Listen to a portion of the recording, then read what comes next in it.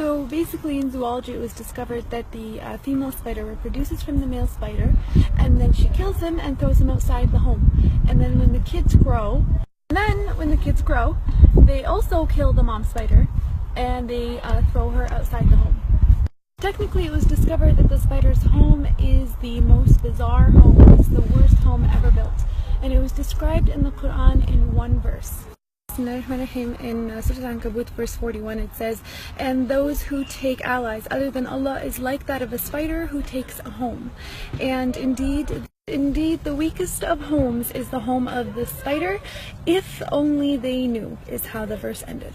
SubhanAllah, people always knew the physical weakness and the flimsiness of the spider's home. But only in this era were they able to make the connection and comprehend the moral and the spiritual weakness of the spider's home.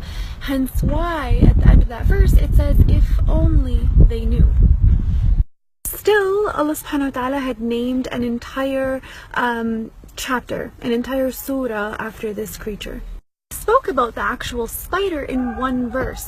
The rest of the surah was about fitan, sins and temptations.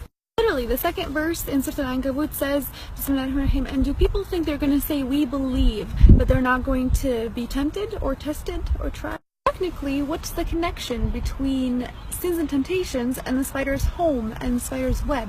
Why was that connection made in the Quran?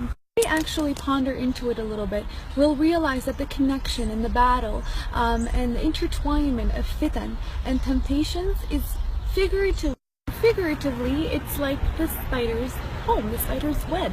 Temptations are everywhere. There's a lot of them, and sometimes they're very intertwined and connected, where sometimes it becomes very difficult for the fitan or temptations to be individually distinguished.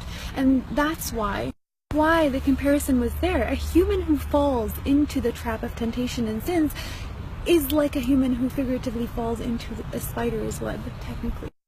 Here's the thing. If we decide to leave that trap through seeking our Lord with His power and our will, that trap becomes very weak. Just like the spider's web, it gets demolished with the touch of a finger. SubhanAllah, I just thought that connection in the Quran was very fascinating, very interesting. May Allah protect us from any fitan and temptations there.